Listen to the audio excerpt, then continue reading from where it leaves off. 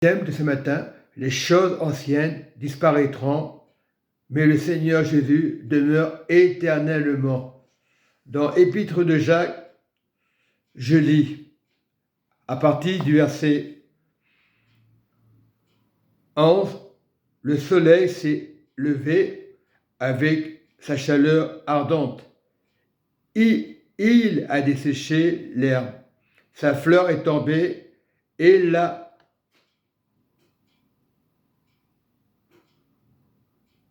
beauté de son aspect a disparu. Ainsi, nous disparaîtrons.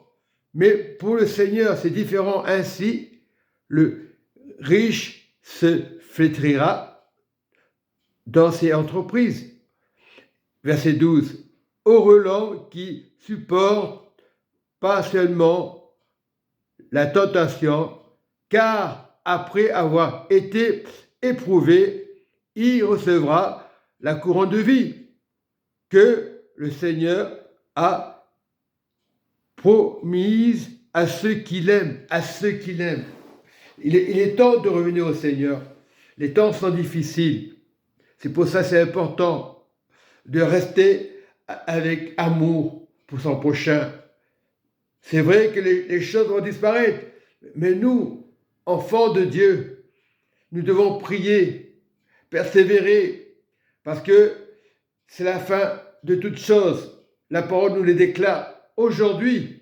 C'est maintenant qu'il faut prier. Il ne faut pas attendre. Peut-être demain, j'irai voir le Seigneur. Non, soyons prêts. Comme les 5 vierges qui étaient sages, qui ont compris que le temps, et en ce moment, les temps sont encore plus difficiles. Plus on va de l'avant, plus les choses deviennent difficiles. Nous voyons les guerres, les épidémies, mais il faut aller en avant, cherchant les choses en haut, pas celles qui nous tentent, les séductions, les maisons, les voitures. Oui, il faut des voitures pour se déplacer, pour aller à la réunion, mais ce n'est pas le plus important. Le plus important, c'est la parole de Dieu, surtout en ce moment.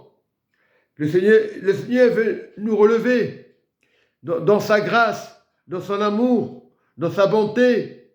Il nous aime. Il nous a aimés avant la fondation du monde. Mais ces temps-là sont difficiles. Et c'est pour ça que le Seigneur nous montre heureux l'homme qui supporte partiellement la tentation. Je veux dire partiellement la tentation, car après avoir été éprouvé, peu importe, il recevra la couronne de vie que le Seigneur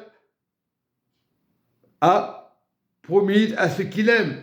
Dans Acte 2, verset 21, le croyant qui persévérera jusqu'à la fin sera sauvé et tu seras couronné. Il ne faut pas t'inquiéter des jours qui vont passer, les choses difficiles, la maladie.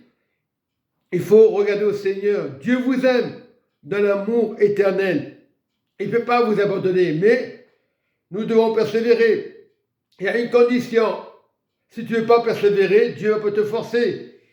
Les temps sont difficiles. Nous devons persévérer dans nos assemblées. Ça ne veut pas dire que l'assemblée sera parfaite sur la terre. Malgré les jugements, malgré les critiques, nous devons persévérer.